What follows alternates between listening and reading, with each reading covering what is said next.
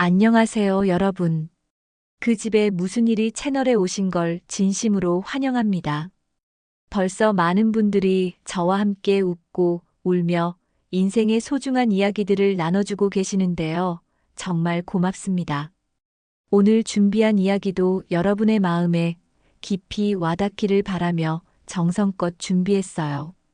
혹시 아직 그 집에 무슨 일이 채널 구독과 알림 설정을 안 하신 분들이 계시다면 지금 바로 구독 버튼과 옆에 있는 종 모양 알림 버튼을 꼭 눌러주세요. 그래야 앞으로도 따뜻한 이야기들을 놓치지 않고 함께 하실 수 있거든요. 그리고 오늘 이야기가 마음에 드시면 꼭 좋아요도 눌러주시고 댓글로 여러분의 소중한 생각도 나눠주세요. 오늘 들려드릴 이야기는 경기도 용인시 기흥구 상갈동에서 일어난 일입니다. 30해 동안 작은 반찬 가게를 운영해온 한복심 씨와 은퇴한 버스기사 남편 오세만 씨, 그리고 36살 아들 오지훈의 이야기예요. 세만 씨, 오늘은 꼬막이 비싸네. 그래도 손님들 좋아하시니 조금만 더 삶을까? 그려, 복심아. 푼돈이라도 모아야지. 지훈이 집 대출도 아직 있잖아. 이렇게 소박하게 하루하루 살아가던 평범한 가족에게 어느 날 갑작스런 행운이 찾아옵니다. 로또 1등 당첨이라는 꿈 같은 일이 벌어진 거죠. 하지만 때로는 행운이 불행의 시작이 되기도 하는 법입니다. 내일 변호사 만나서 이혼하고 부모님과도 절연하겠습니다. 대체 무슨 일이 벌어진 걸까요? 착하고 효성스럽던 아들이 왜 이런 말을 하게 된 걸까요? 로또 당첨된 아들이 부모 버렸다네? 세상 말세야. 동네 사람들의 시선이 차가워지고 정체 모를 사람들이 가게 주변을 서성거리기 시작합니다. 내가 뭘 잘못했니? 지훈아, 과연 이 가족에게 무슨 일이 일어난 걸까요? 지훈이 정말로 돈 때문에 가족을 버린 걸까요? 아니면 그 뒤에 숨겨진 진실이 따로 있는 걸까요? 돈과 가족, 그리고 진정한 사랑이 무엇인지 다시 한번 생각해보게 만드는 이야기입니다. 끝까지 들으시면 분명히 가슴이 뭉클해지실 거예요. 그럼 지금 시작해보겠습니다. 새벽 5시 반 용인 기흥구 상갈동의 낡은 아파트 상가에서 가장 먼저 불이 켜지는 곳이 있습니다. 바로 한복심의 반찬 가게죠. 벽돌색 타일이 군데군데 깨지고 페인트가 벗겨진 가게 앞에서 복심은 오늘도 어김없이 철문을 올리고 있었습니다. 어머, 또 삐걱거리네. 이놈의 철문이. 철문이 반쯤 올라가다가 멈춰 섰습니다. 복심은 작은 체구에도 불구하고 양손으로 힘껏 밀어 올렸어요. 30해 동안 매일 아침 반복해온 일이지만 철문은 해가 갈수록 무거워지는 것 같았습니다. 마치 복심의 어깨 위에 쌓여가는 세월의 무게처럼 말이죠. 철문 모서리는 녹이 슬어 갈색으로 변해 있었고 바닥에는 철가루가 떨어져 있었어요. 하지만 가게 안은 여전히 정갈했습니다.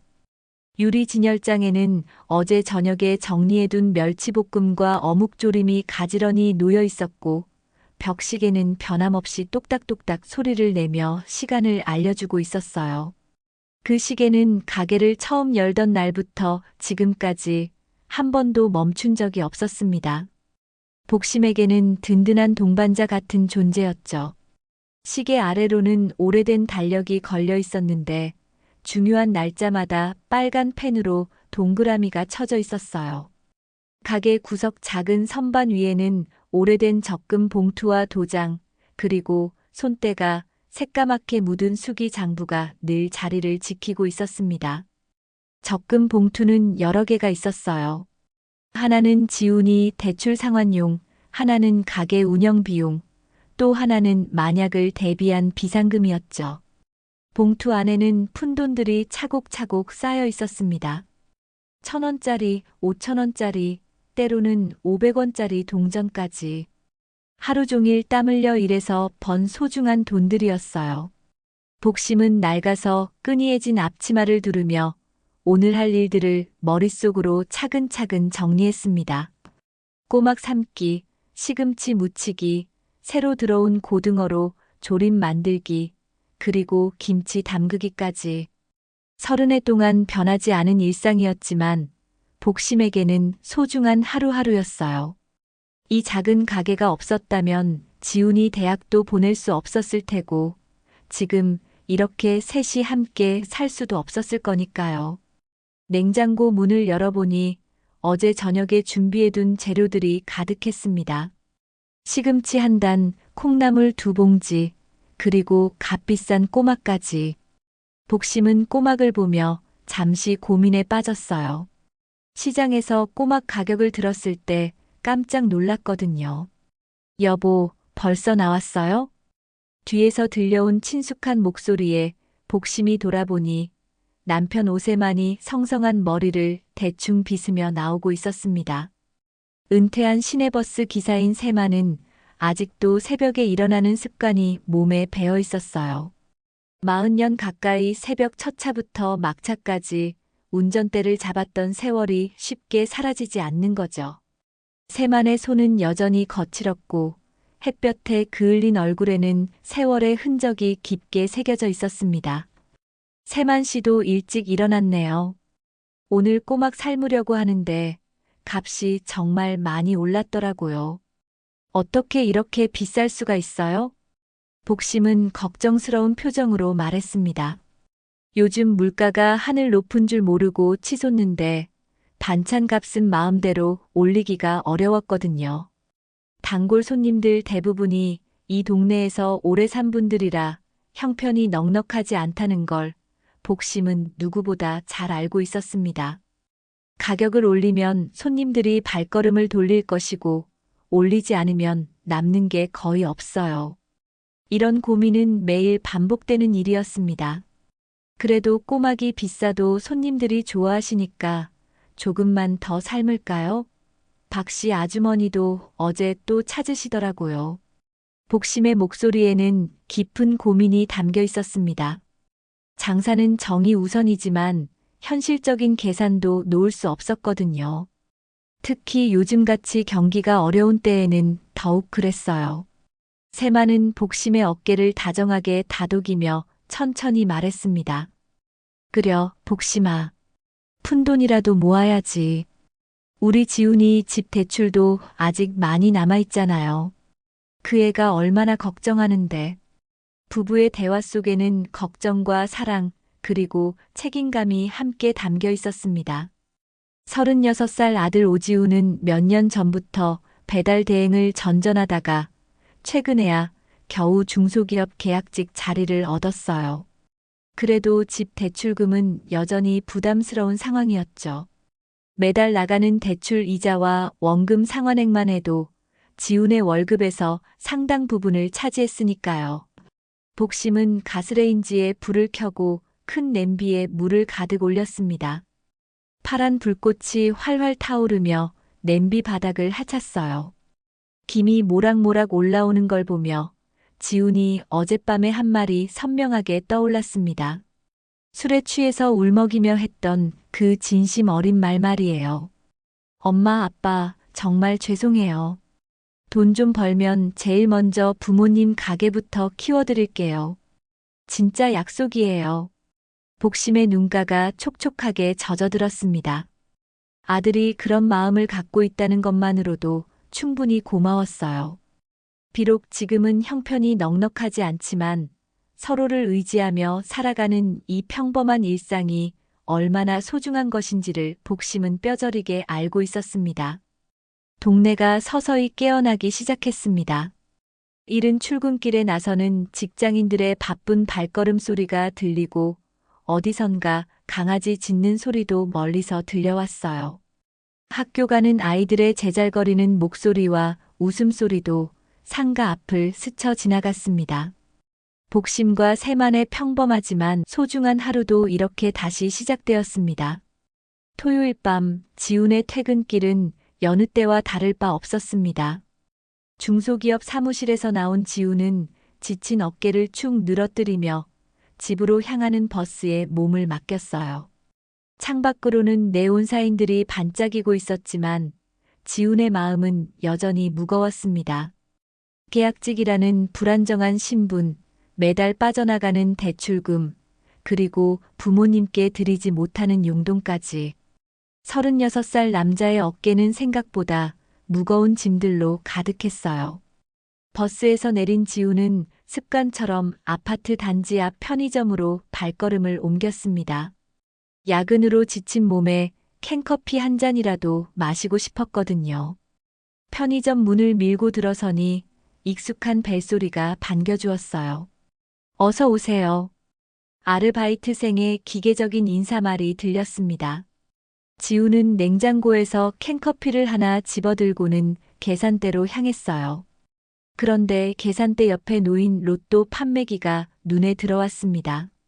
평소라면 그냥 지나쳤을 텐데 오늘은 왠지 모르게 발걸음이 멈춰졌어요. 한 장 정도야 뭐. 지우는 주머니에서 1,000원을 꺼내 로또 한 장을 샀습니다. 자동 선택으로 찍힌 숫자들을 대충 보고는 지갑 속에 넣어버렸어요. 사실 로또를 산다고 해서 뭔가 달라질 거라고 기대하지도 않았습니다. 그저 잠깐의 위안거리 정도였죠. 집에 도착한 지우는 부모님께 인사를 드리고 자신의 방으로 들어갔습니다.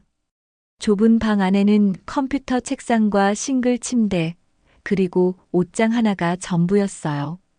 벽에는 취업 준비할 때 붙여놓은 각종 자격증 공고와 구인 광고들이 아직도 붙어 있었습니다. 지우는 그것들을 보며 씁쓸한 웃음을 지었어요. 일요일이 되었습니다. 오후 내내 집에서 뒹굴거리던 지우는 저녁 때가 되어서야 로또를 확인해 볼 생각이 났어요. 사실 확인할 필요도 없다고 생각했지만 그래도 궁금하긴 했거든요. 주방으로 나가서 싱크대 위에 폰을 올려두고 로또 앱을 켰습니다. 에이 설마. 지우는 중얼거리며 로또 용지의 QR코드를 폰 카메라에 갖다 댔어요. 스캔하는 소리가 삐하고 났고 잠시 후 앱 화면이 바뀌었습니다. 그런데 이상했어요. 화면에 갑자기 폭죽 애니메이션이 터지기 시작한 거예요. 뭐지? 지우는 폰을 더 가까이 가져다 보았습니다. 화면 한가운데에 큼직한 글씨들이 나타나고 있었어요. 축하합니다. 라는 문구가 반짝반짝 빛나며 춤을 추고 있었습니다. 그리고 그 아래로 믿기 어려운 글씨들이 줄줄이 나타났어요. 1등 당첨을 축하드립니다. 지훈의 손이 떨리기 시작했습니다. 폰을 떨어뜨릴 뻔했지만 겨우 붙잡았어요. 다시 한번 화면을 확인해 봤습니다. 분명히 1등이라고 써 있었어요. 당첨 금액도 표시되어 있었습니다. 이게 뭐야? 지훈의 가슴이 쿵 하고 내려앉았습니다.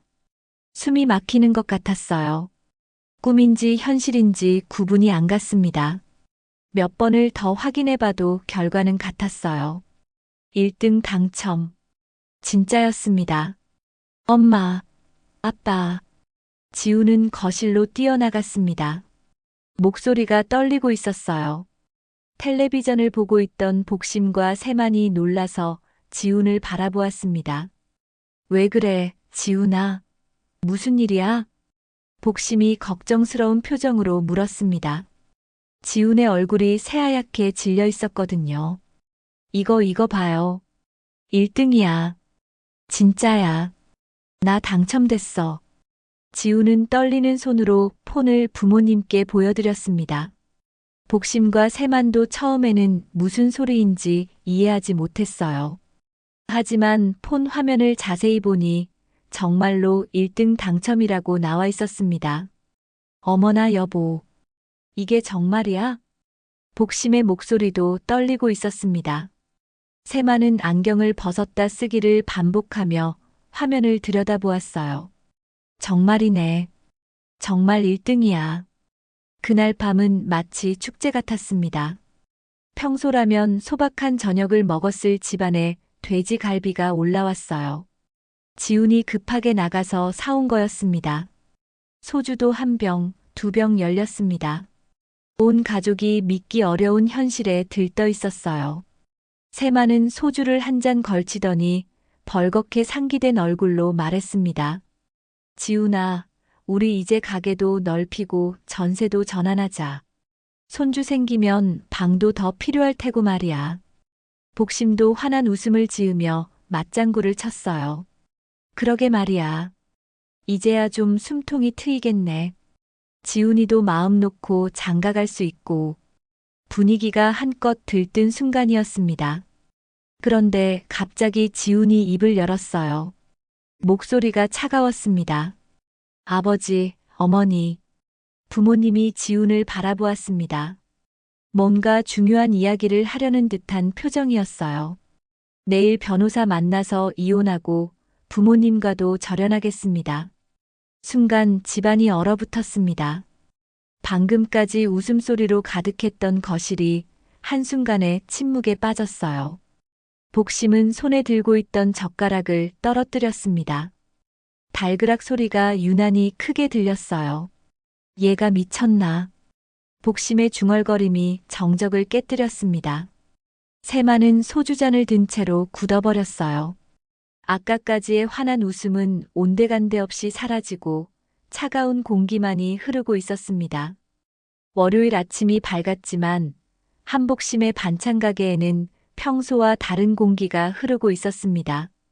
복심은 밤새 뜬 눈으로 지새웠어요. 지훈의 차갑던 표정이 자꾸만 떠올랐거든요. 세만도 마찬가지였습니다. 새벽부터 일어나 담배를 피우며 베란다에서 멍하니 바깥을 바라보고 있었어요. 여보, 지훈이가 정말 그럴 리가 없을 거야. 아마 술 때문에 그런 소리 한 거겠지. 복심은 자신을 달래듯 말했지만 목소리에는 확신이 없었습니다. 지훈의 눈빛이 너무나 차갑고 단호했거든요. 마치 정말로 모든 걸 정리하겠다는 듯한 표정이었어요. 가게 문을 열자마자 첫 번째 단골 손님인 박영숙 아주머니가 들어왔습니다. 평소와 달리 표정이 어딘가 어색했어요. 박영숙은 멸치볶음을 포장하면서 조심스럽게 입을 열었습니다. 복심 씨, 혹시 지훈이가 로또에 당첨됐다는 소문이 사실이에요? 복심은 순간 말문이 막혔습니다. 어떻게 벌써 소문이 났을까요? 박영숙은 복심의 표정을 보더니 고개를 끄덕였어요. 아, 정말이구나. 그런데 또 다른 소문도 있던데. 무슨 소문이요? 복심의 목소리가 떨렸습니다. 박영숙은 주변을 두리번거리며 목소리를 낮췄어요. 지훈이가 부모님하고 절연한다는 소문이 있어요. 단톡방에서 난리예요. 복심의 다리에서 힘이 빠졌습니다. 벌써 동네 단골 손님들의 단체 채팅방에까지 소문이 퍼진 거였어요. 박영숙이 나간 후 연달아 들어오는 손님들마다 비슷한 이야기를 했습니다. 로또 당첨된 아들이 부모 버렸다면서요? 요즘 세상이 정말 말세야. 돈 때문에 부모도 모른다니. 아니, 그 착하던 지훈이가 그럴 리가 있나? 복심은 하나하나 대답하기가 힘들었어요. 사실 본인도 무슨 일인지 정확히 모르겠거든요.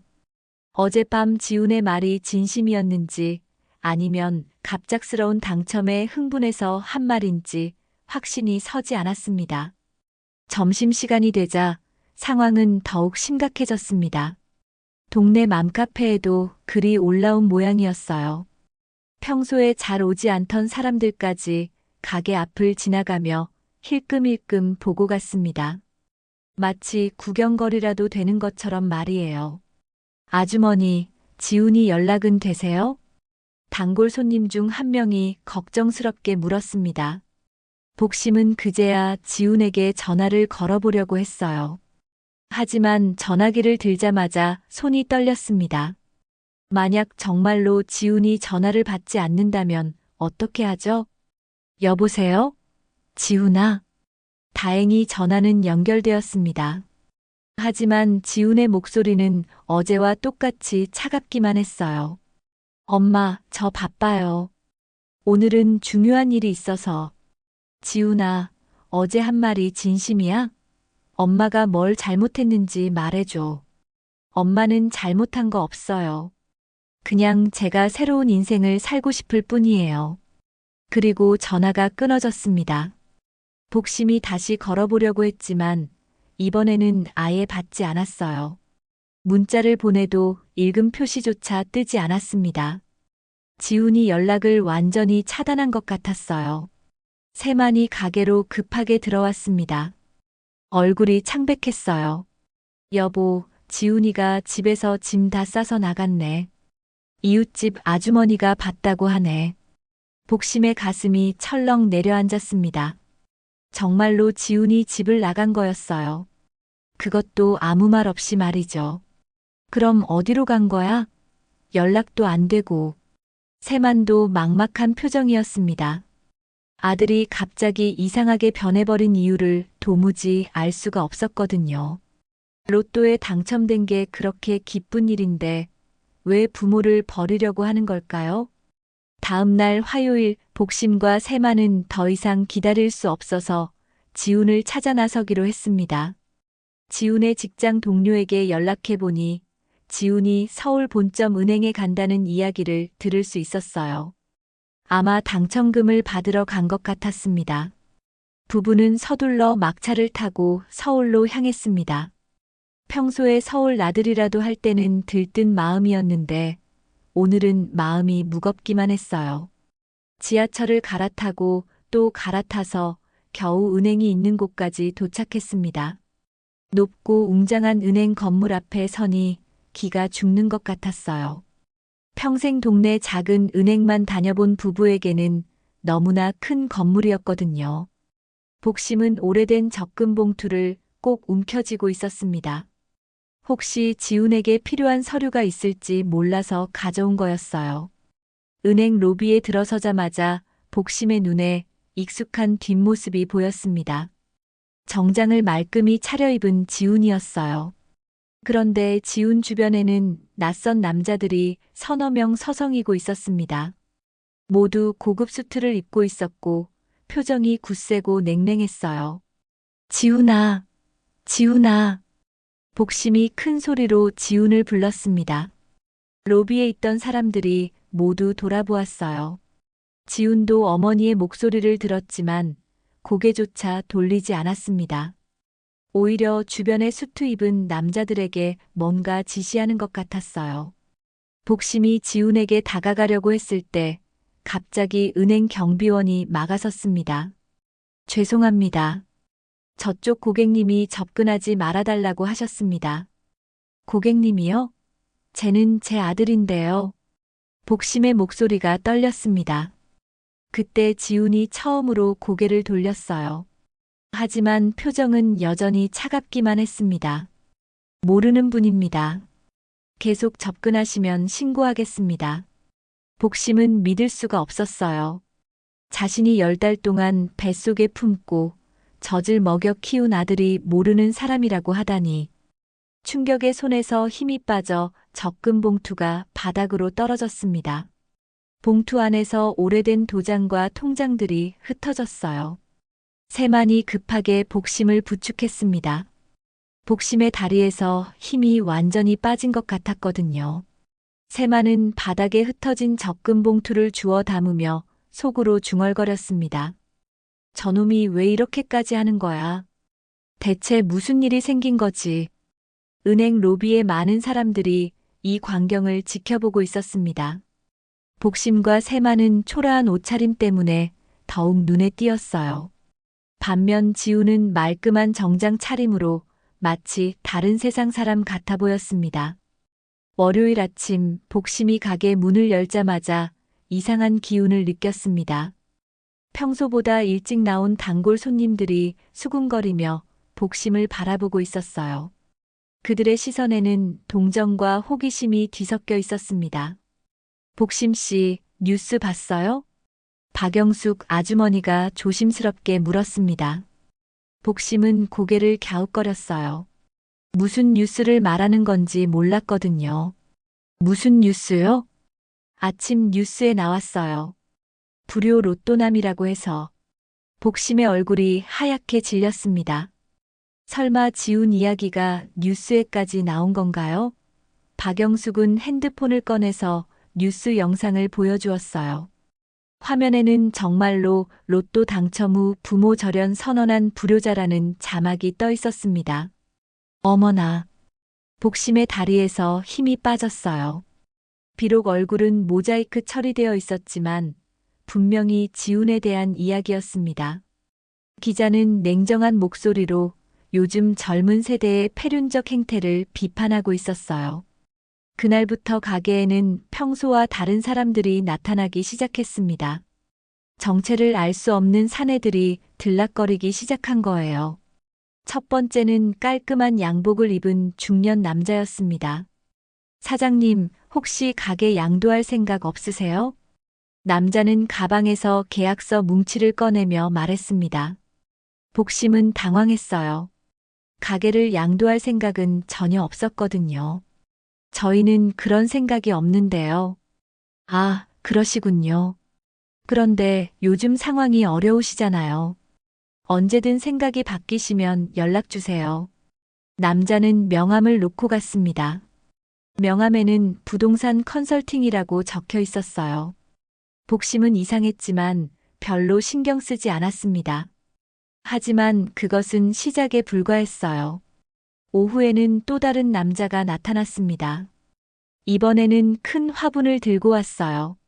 축하 화분입니다. 아드님 당첨 축하드려요. 저희가 주문한 적이 없는데요. 아, 누군가 주문하셨나 보네요. 그냥 받아두세요. 남자는 화분을 놓고는 명함 하나를 슬쩍 놓고 갔습니다.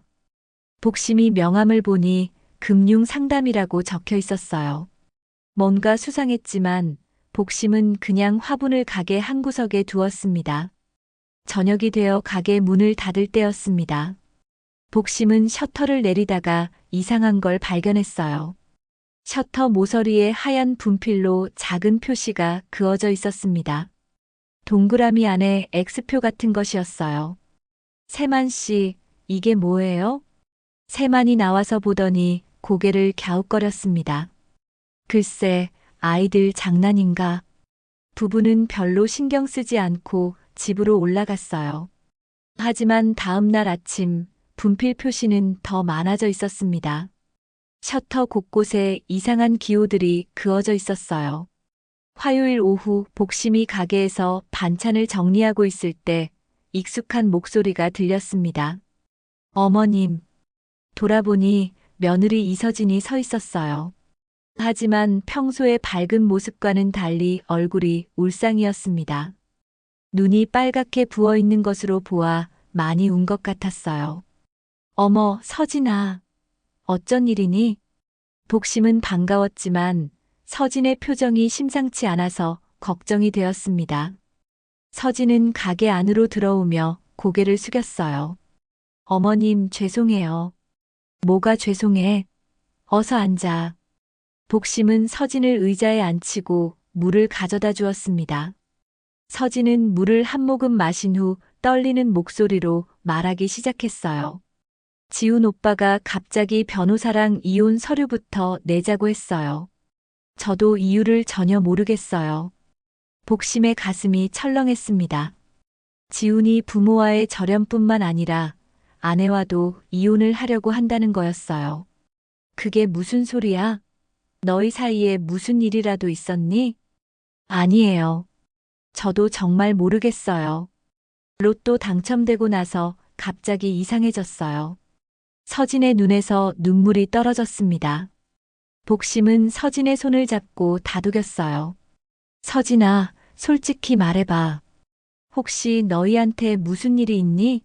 지훈이가 갑자기 이렇게 변할 리가 없잖아. 서진은 잠시 망설이더니 입술을 깨물었습니다. 뭔가 말하고 싶어 하는 것 같았지만 쉽게 입이 떨어지지 않는 모습이었어요. 어머님, 사실은, 말해봐. 저희 집에 아버지 빚 때문에 문제가 있어요. 복심의 눈이 커졌습니다. 서진의 아버지에게 빚이 있다는 건 처음 듣는 이야기였어요. 빚이라니? 무슨 빚? 아버지가 사업하시다가 실패하셔서 그때 급한 돈이 필요해서 잘못된 곳에서 돈을 빌리셨어요. 복심의 얼굴이 점점 어두워졌습니다. 잘못된 곳에서 빌린 돈이라는 건 사채를 말하는 것 같았거든요. 사채? 네. 요즘 그쪽에서 협박이 정말 심해요. 매일 전화 오고 집 앞에서 기다리고 지훈 오빠도 스트레스를 많이 받았어요. 서진의 목소리가 점점 작아졌습니다. 그제야 복심은 지훈의 행동을 이해할 수 있을 것 같았어요. 아마 사채업체에서 로또 당첨 소식을 듣고 지훈에게 압박을 가했을지도 모르죠. 얼마나 빚이 있는데? 정확히는 모르겠지만 이자까지 합쳐서 꽤 많이 불어났다고 들었어요. 그때 세만이 담배를 피우며 가게로 들어왔습니다.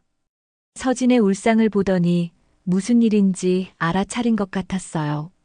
복심이 상황을 간단히 설명하자 세만은 말없이 담배를 바닥에 비벼 껐습니다. 그런 일이 있었구나. 세만의 목소리는 차분했지만 표정은 심각했어요.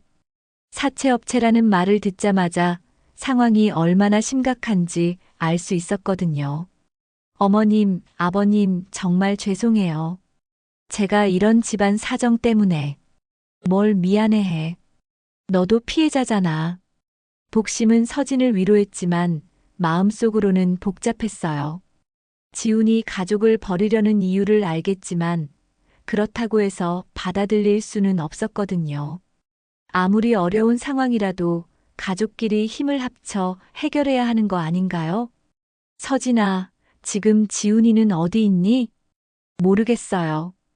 연락도 안 되고 집에도 안 들어와요. 복심의 한숨이 깊어졌습니다. 상황이 생각보다 훨씬 복잡하고 심각한 것 같았어요. 단순히 로또에 당첨되어서 교만해진 게 아니라 사채업체의 압박 때문에 어쩔 수 없는 선택을 한 것일지도 모르죠. 수요일 아침 복심이 평소보다 일찍 가게 문을 열려고 했을 때였습니다. 골목 입구에 검은색 승합차 한 대가 서 있는 게 눈에 들어왔어요. 차 안에서는 담배 연기가 피어오르고 있었고 복심은 왠지 모르게 불길한 기분이 들었습니다. 하지만 평소처럼 철문을 올리고 가게 준비를 시작했어요. 오전 10시쯤 복심이 시금치를 다듬고 있을 때였습니다. 가게 문이 벌컥 열리더니 낯선 남자 2명이 들어왔어요. 한 명은 키가 크고 건장한 체격이었고 다른 한 명은 작지만 날카로운 눈빛을 하고 있었습니다. 두 사람 모두 검은 정장을 입고 있었는데 뭔가 위압적인 분위기였어요. 여기가 오지훈 씨 어머니가 하시는 가게죠? 키 큰 남자가 물었습니다. 목소리는 정중했지만 어딘가 차가운 느낌이 있었어요. 복심은 손을 닦으며 고개를 끄덕였습니다. 네, 맞는데요. 무슨 일이신지. 아, 인사가 늦었네요. 저희는 금융업을 하고 있습니다. 작은 키의 남자가 가방에서 서류 뭉치를 꺼냈어요. 공증 도장이 찍힌 것으로 보이는 차용증 사본이었습니다. 사돈댁 덕분에 저희도 살죠. 아시겠지만 사돈 되시는 분, 그러니까 서진 씨 아버지가 저희한테 상당한 금액을 빌려가셨거든요. 복심의 얼굴이 하얗게 질렸습니다. 어제 서진이 말했던 그 사채업자들인 것 같았어요. 그런데 저희는 상관없는 일 아닌가요? 상관없다고요? 사돈 보증인은 사위나 장인이 보통 하는 법이고요. 형편이 되면 장인 장모, 시부모도 함께 움직여야 하는 거 아닌가요? 키 큰 남자의 말에 복심은 당황했어요. 지훈이 서진 아버지의 보증을 선 적이 있다는 건가요? 그런 이야기는 들어본 적이 없었거든요. 저희 아들이 언제 보증을 섰다고 하세요? 아, 이것 보세요. 여기 똑똑히 나와 있잖아요. 작은 키 남자가 서류를 복심 앞으로 밀었어요. 복심이 보니 정말로 지훈의 이름과 도장이 찍혀 있었습니다. 하지만 언제 이런 걸 했는지 전혀 몰랐어요. 이건 언제 한 거죠? 작년 말쯤이었나? 사돈 되시는 분이 급하다고 해서 사위분이 도와주신 거죠. 참 효자더라고요. 복심의 머리가 어지러웠습니다. 지훈이 그런 일을 했다면 왜 부모에게 말하지 않았을까요? 아마 걱정을 끼치고 싶지 않아서였을 거예요. 그런데 다행히 아드님이 대박이 나셨잖아요. 당첨금 받으면 부양 가족들이 다 묶어 들어가죠. 연자 같은 건 법에는 없지만 현실은 달라요. 키 큰 남자의 말에 복심은 소름이 돋았어요. 이 사람들이 지훈의 로또 당첨을 노리고 있다는 걸 확실히 알 수 있었거든요. 저희 아들은 저희와 절연한다고 했어요. 그러니까 저희는 정말 상관없는 일이에요. 복심이 목소리를 떨며 말했지만 두 남자는 비웃기만 했어요. 절연이요? 하하, 그런 쇼가 먹힐까요? 당첨 사실이 이미 동네가 다 아는데요. 그리고 혈육이 어디 가나요? 그때 복심은 갑자기 집 문서가 걱정되었어요. 혹시 이 사람들이 집까지 노릴까봐 서둘러 가게 구석에 있던 서류함을 숨기려고 했습니다. 하지만 급하게 움직이다가 철제 선반 모서리에 손등을 베고 말았어요. 아! 복심의 손에서 피가 흘러내렸습니다. 하얀 앞치마에 빨간 피가 떨어졌어요. 어머, 다치셨네요. 조심하세요. 작은 키 남자가 마치 친절한 척하며 말했지만 그의 눈빛은 여전히 차가웠어요. 그때 세만이 가게로 들어왔습니다. 낯선 남자들을 보더니 즉시 상황을 파악한 것 같았어요. 당신들이 뭐 하는 사람들이요? 아, 어르신이시군요. 인사드립니다. 저희는 사돈 되시는 분과 거래가 있어서 왔습니다. 키 큰 남자가 정중하게 인사했지만 세만의 표정은 점점 굳어졌어요. 우린 상관없어. 애가 절연했다고 했잖아. 세만이 분노로 목소리를 떨며 소리쳤습니다. 평생 온순하게 살아온 세만이 이렇게 화를 내는 걸 복심은 처음 봤어요. 절연이라. 참 재미있으시네요. 그런 식으로 하면 빚도 없어지고 책임도 안 져도 된다고 생각하시나요? 작은 키 남자가 비웃으며 말했어요. 그의 목소리에는 위협적인 느낌이 담겨 있었습니다. 어쨌든 오늘은 인사차 왔고요. 앞으로 자주 뵐 것 같네요. 아드님이 현명한 판단을 하실 거라고 믿습니다. 두 남자는 명함을 놓고 나갔어요. 복심과 세만은 한참 동안 말을 하지 못했습니다. 충격이 너무 컸거든요. 여보, 손 괜찮아요? 세만이 복심의 손을 살펴보며 걱정스럽게 물었어요. 상처는 깊지 않았지만 계속 피가 나고 있었습니다. 저녁 무렵 가게 문을 닫으려고 하는데 또 다른 충격이 기다리고 있었어요. 셔터를 내리려고 보니 여러 곳에 못이 박혀 있었습니다. 그것도 일부러 셔터가 완전히 내려가지 않도록 위치를 계산해서 박아놓은 것 같았어요. 이게 뭐야? 세만이 못을 빼려고 했지만 쉽게 빠지지 않았어요. 게다가 가게 안의 전기 차단 스위치도 누군가 내려놓은 상태였습니다. 여보, 무서워요. 복심의 목소리가 떨렸습니다. 이제 정말로 위험한 상황에 처한 것 같았어요. 다음 날 아침 평소 같으면 일찍 찾아오던 단골 손님들의 발길이 뚝 끊어졌습니다. 시장 사람들도 복심을 보면 눈치를 보며 피해갔어요. 괜히 엮이면 곤란해.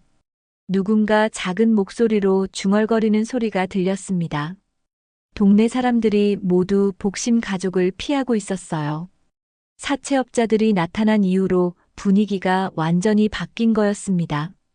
복심은 결국 더 이상 견딜 수 없어서 가게 바닥에 주저앉고 말았어요. 30년 동안 소중히 써온 장부를 끌어안고 목 놓아 울기 시작했습니다. 내가 뭘 잘못했니, 지훈아. 엄마가 뭘 잘못했다고 이렇게 힘들게 하니. 복심의 울음소리가 텅 빈 가게 안에 메아리 쳤습니다. 세상이 온통 무너져 내리는 것 같았어요. 평생 성실하게 살아온 것뿐인데 왜 이런 일을 당해야 하는지 도무지 이해할 수 없었습니다. 사흘이 지난 토요일 오후 복심은 혼란스러운 마음으로 동네 새마을 금고를 찾았습니다.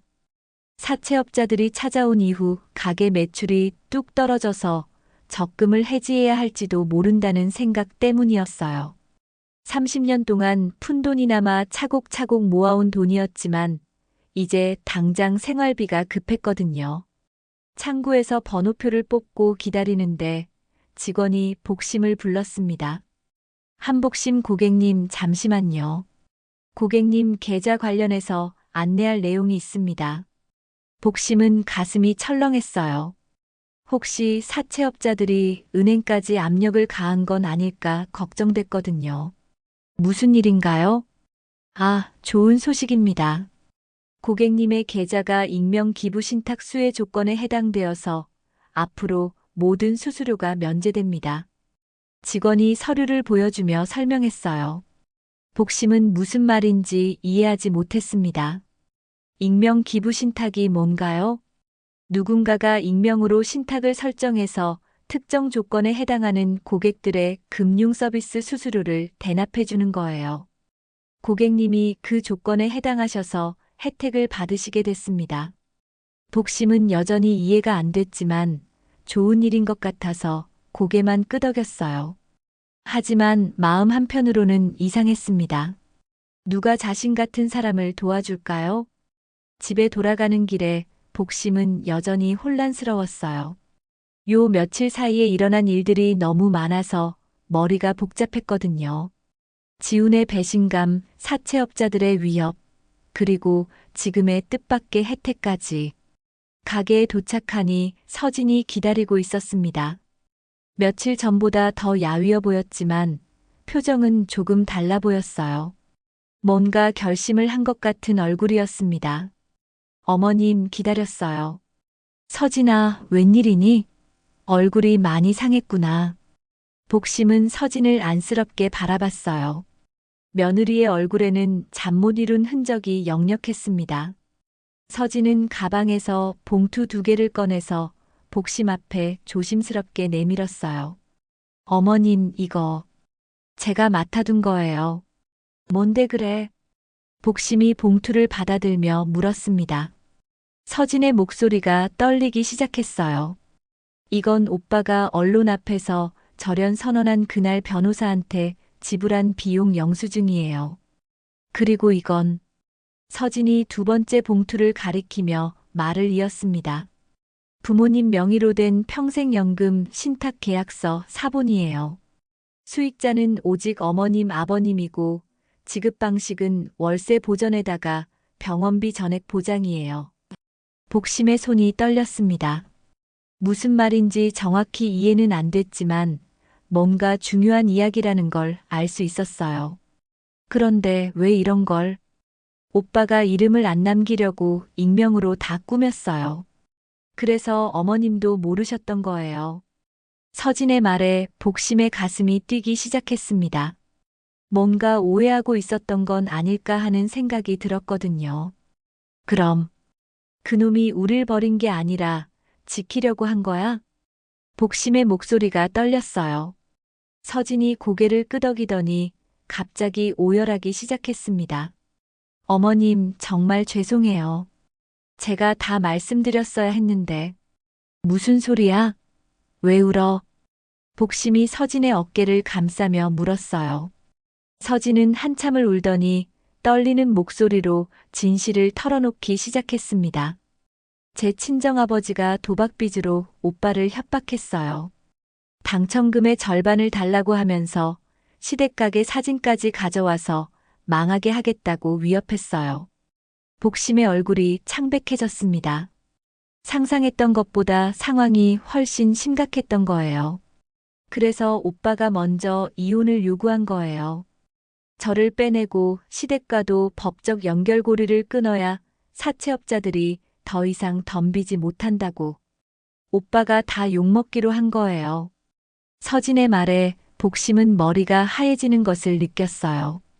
지훈이 가족을 버린 게 아니라 가족을 지키기 위해서 모든 비난을 혼자 감수하기로 한 거였습니다. 그때 세만이 들어왔어요. 서진의 울음소리를 듣고 급하게 온 것 같았습니다. 무슨 일이야? 복심이 상황을 간단히 설명하자 세만의 표정이 점점 굳어졌어요. 그리고 꽉 쥐고 있던 주먹을 천천히 풀었습니다. 그놈, 혼자서 다 막고 있었구나. 세만의 목소리에는 미안함과 안타까움이 섞여 있었어요. 아들을 오해했던 자신이 부끄러웠습니다. 복심은 울고 있는 서진의 손을 꼭 잡았어요. 우리 며느리 고생 많았구나. 혼자 이런 걸 다 감당하느라. 어머님 정말 죄송해요. 오빠는 절대 나쁜 사람이 아니에요. 다만 저희를 지키려고. 서진의 말이 끝나기도 전에 복심의 눈에서 눈물이 흘러내렸어요. 며칠 동안 아들을 원망했던 자신이 너무 미웠습니다. 그럼 지금 지훈이는 어디 있니? 잘 모르겠어요. 연락도 안 되고 아마 사채업자들 때문에 숨어 있는 것 같아요. 복심의 마음은 복잡했어요. 아들이 자신들을 지키려고 했다는 사실이 기쁘면서도 혼자서 그 모든 걸 감당하고 있다는 생각에 가슴이 아팠거든요. 우리가 뭔가 해야 하는 거 아니야? 세만이 물었지만 뾰족한 수가 떠오르지 않았어요.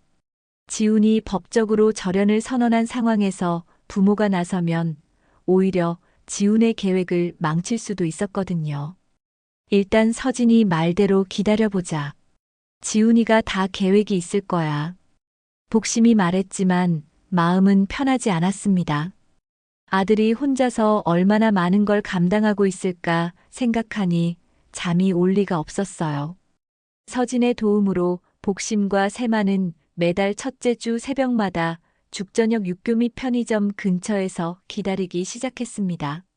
서진이 말하길 지훈이 매달 이곳에 쌀과 반찬 재료를 두고 간다는 거였어요.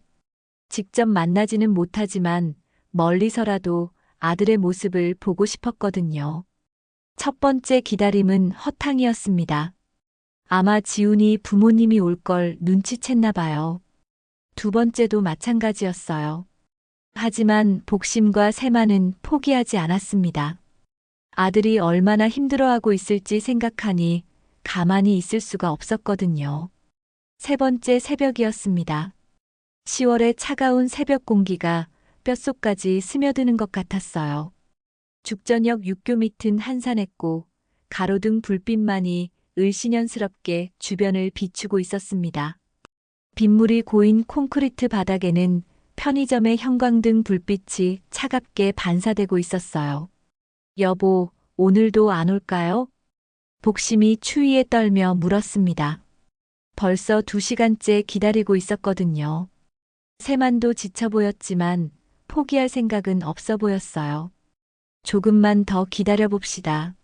새벽 5시가 되자 멀리서 조심스럽게 걸어오는 사람의 실루엣이 보였습니다. 모자를 푹 눌러 쓰고 있어서 얼굴은 보이지 않았지만 걸음걸이만 봐도 지훈인 것을 알 수 있었어요. 지훈은 편의점 앞에 큰 봉지를 두더니 주변을 두리번거렸습니다. 그때 복심이 참지 못하고 튀어나갔어요. 지훈아. 지훈이 깜짝 놀라며 뒤를 돌아봤습니다. 모자 밑으로 드러난 얼굴은 말이 아니었어요. 살이 많이 빠져서 볼이 쑥 들어가 있었고 두 눈은 벌겋게 충혈되어 있었습니다. 며칠을 제대로 잠을 자지 못한 것 같았어요. 엄마, 왜 여기에? 지훈의 목소리도 거칠어져 있었습니다. 복심은 더 이상 참을 수 없어서 달려가 아들을 끌어안았어요. 왜 혼자 다 짊어지니? 엄마가 있으니까 말했어야지. 복심의 목소리는 울음으로 떨리고 있었습니다. 지훈의 몸이 예전보다 훨씬 말라있는 걸 느낄 수 있었거든요. 엄마, 위험해요. 여기 오시면 안 돼요. 지훈이 어머니를 떼어내려 했지만 복심은 놓아주지 않았어요. 너 때문에 우리가 얼마나 걱정했는지 아니? 세만도 다가와서 아들을 바라봤습니다. 지훈의 초췌한 모습을 보니 가슴이 아팠어요. 엄마, 내가 더러운 소리 다 듣는 게 제일 빨라요. 지훈이 힘없는 목소리로 말했습니다. 절연하면 사채가 부모님 쪽으로 바로 못 와요.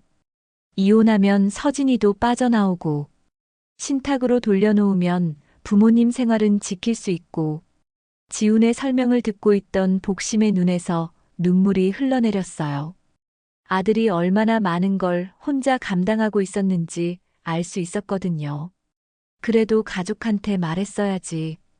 우리가 바보인 줄 알아? 세만이 아들의 어깨에 손을 올렸습니다. 그런데 그때였어요. 멀리서 익숙한 검은 승합차가 서서히 이쪽으로 다가오고 있었습니다.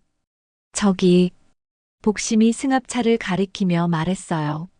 지훈의 얼굴이 하얗게 질렸습니다. 엄마, 아빠, 빨리 가세요. 지훈이 급하게 말했지만 세만은 오히려 지훈을 자신의 뒤로 숨겼어요. 자식아, 이젠 같이 맞자. 세만의 목소리는 탁했지만 단호했습니다. 평생 내가 우리 지킨다고 뛰어다니고 이번엔 아버지가 앞에 설 차례다.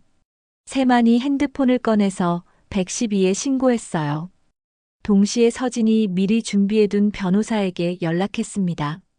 서진이 오늘 이런 상황에 대비해서 일부러 따라온 거였어요. 여보세요? 지금 죽전역 육교 밑에서 사채업자들이 협박하고 있어요. 빨리 와주세요. 몇 분 후 파란색과 흰색 경찰차가 사이렌을 울리며 도착했습니다. 형광조끼를 입은 경찰관 2명이 내려서 주변을 살폈어요. 검은 승합차는 경찰차를 보자마자 급하게 자리를 떴습니다. 신고하신 분이 여기 계신가요? 경찰관이 물어보자 세만이 앞으로 나섰어요. 네, 제가 신고했습니다. 상황을 설명하는 동안 지훈은 그제야 힘이 빠진 듯 바닥에 무릎을 꿇고 앉았어요. 그리고 참았던 울음을 터뜨렸습니다. 죄송해요. 정말 죄송해요. 지훈이 계속 사과하자 복심이 다시 아들을 안아주었어요. 미안할 게 뭐가 있니? 우리 아들이 잘못한 게 없잖아. 엄마, 제가 더 똑똑했으면 이런 일도 없었을 텐데. 무슨 소리야? 넌 충분히 잘했어. 세만도 아들 곁에 앉아서 등을 쓰다듬어 주었어요. 이제 혼자 하지 말고 우리랑 같이 하자. 아무리 어려운 일이라도 가족이 함께하면 못 이겨낼 일이 없어. 경찰관들이 상황 정리를 마치고 돌아간 후에도 가족들은 한동안 그 자리에서 일어나지 못했어요. 너무 오랫동안 떨어져 있었던 터라 이렇게 다시 함께 있다는 게 꿈만 같았거든요. 지훈아, 이제 집에 가자. 복심이 말했지만 지훈은 고개를 저었어요. 아직 위험해요. 조금만 더 기다려야 해요. 그럼 언제까지 이렇게 살 거니?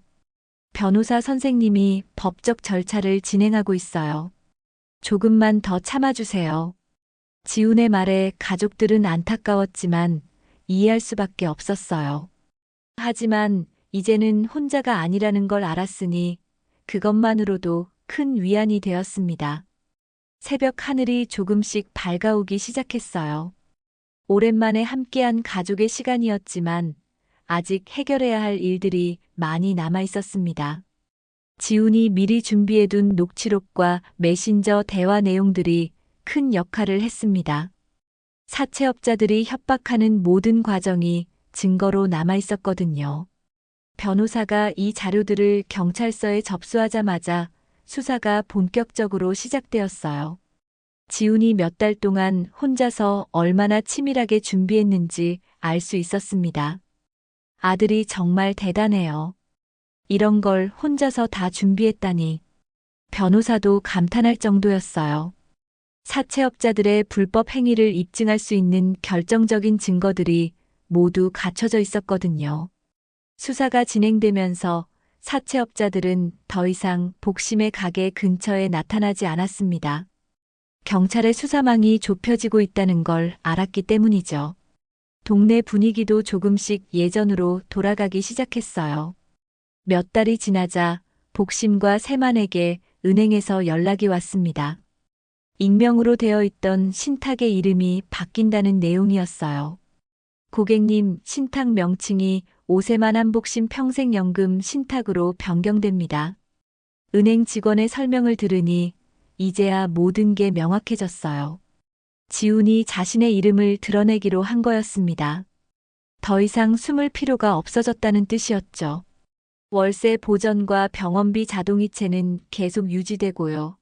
앞으로도 매달 끊기지 않고 지급될 예정입니다. 복심과 세마는 고마운 마음과 함께 아들에 대한 자부심을 느꼈어요. 비록 어려운 시기를 겪었지만 지훈이 가족을 지켜낸 거였습니다. 가게도 달라졌어요. 지훈이 리모델링 비용을 대주어서 낡았던 철문과 진열장이 모두 새 것으로 바뀌었습니다. 특히 셔터에는 예쁜 장미 스티커들이 붙어 있었어요. 복심이 좋아할 것 같다고 서진이 골라준 거였습니다. 어머, 이렇게 예쁘게 해놓으니까 가게가 완전히 달라 보이네. 복심은 새로워진 가게를 보며 환한 미소를 지었어요. 30해 동안 낡은 모습 그대로였던 가게가 이렇게 깔끔해지니 기분도 좋아졌습니다. 어느 날 오후 서진이 가게를 찾아왔어요. 예전보다 훨씬 밝은 표정이었지만 뭔가 조심스러운 기색도 있었습니다. 어머님, 아버님, 안녕하세요. 서진이 정중하게 인사를 드렸어요. 복심은 서진을 반갑게 맞아주었습니다. 서진아, 어서 와. 오늘은 왜 이렇게 정중하게 인사해? 부모님처럼 살림을 알뜰히 하는 법, 이제야 배웠어요. 서진의 목소리에는 진심이 담겨 있었어요. 어려운 시기를 겪으면서 많은 것을 깨달은 것 같았습니다. 저와 지훈이는 서류상은 헤어졌지만 마음은. 서진이 말을 머뭇거리자 복심이 다가가서 서진의 손을 잡았어요. 뭘 그렇게 어려워해? 할 말 있으면 편하게 해. 언젠가 돌아가도 될까요? 서진의 눈에 눈물이 맺혔어요. 복심은 서진을 안아주며 따뜻하게 말했습니다. 혼인관계보다 밥 한 끼 마음이 더 큼직할 때가 있지. 밥부터 먹자. 복심의 말에 서진이 안도의 한숨을 쉬었어요. 여전히 가족으로 받아들여진다는 걸 확인할 수 있었거든요. 그날 저녁 지훈도 오랜만에 가게에 모습을 드러냈어요.